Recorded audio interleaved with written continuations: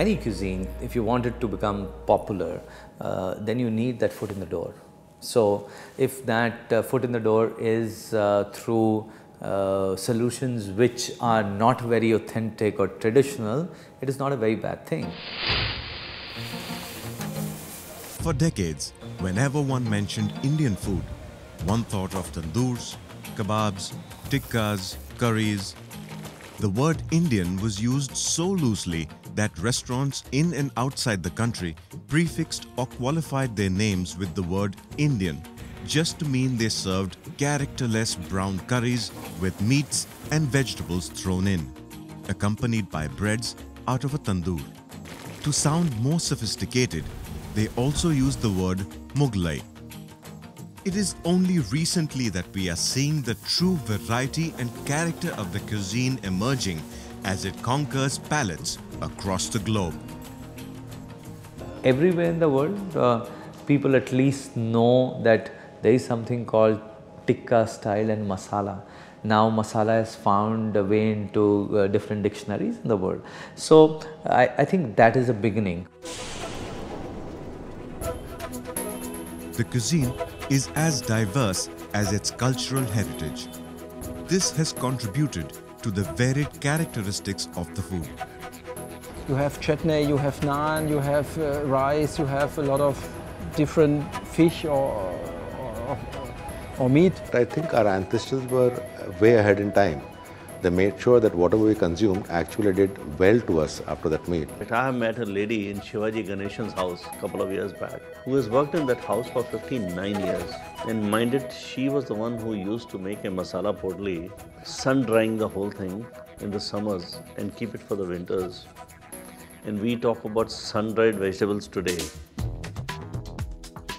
The first Indian eatery was opened in Portman Square in London. At present, there are over 10,000 Indian eating joints who serve British clientele and probably as many styles of cooking. And among them, India is omnipresent.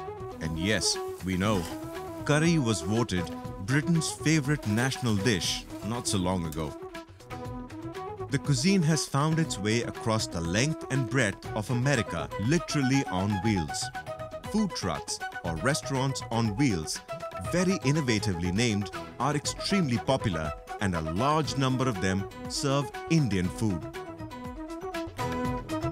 There are today enterprising lot of chefs and restaurateurs who are riding what promises to be a new wave in world cuisine, conquering and wowing new palates across the globe.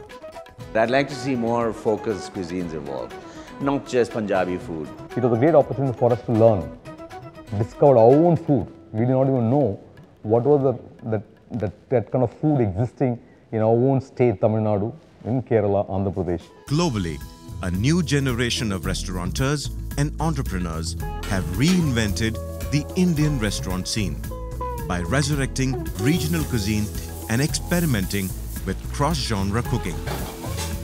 We've really been discovering what was already there, what already existed. We've just been discovering and bringing it up front.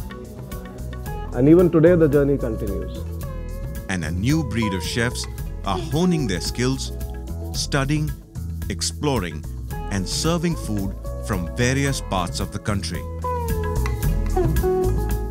Indian cookbooks are published at an astonishing rate, and increasingly they are venturing beyond the standard set of North Indian dishes to explore regional ones. We've done this whole research and collection of recipes and tried to understand regional cuisines. Unless I put it down in a book and show that a curry is not a dish, but there are hundreds of variations, we will never start this journey. There is a growing number of celebrity chefs with international food shows showcasing India. There are also a number of dedicated Indian food channels that are beamed globally. Cuisine is avidly discussed on television, newspaper, and magazines. Indian food companies have recognized the growing popularity of the cuisine both at home and abroad. Can we make it on our own steam outside of traditional markets like England and create our own craze? There's one exception which suggests that we can, One of the most popular cuisines in Japan is Indian. There are hundreds of curry houses, as they call them in Japan. If curry can take over Japan, and while we all talk about how Japanese sushi has taken over the world, we never actually acknowledge that we've done something similar in Japan. So if curry can do it in Japan, why can't it do it elsewhere? That's the question. Is the cuisine finally moving out of the exotic or ethnic niche into the realm of high cuisine?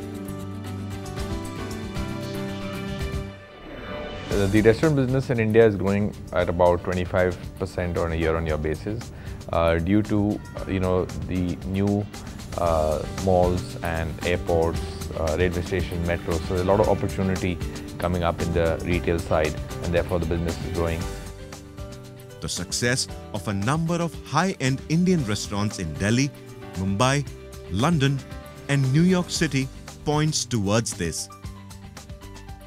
Indian food is completely ready to go out to the world and change the way their perception of Indian food is.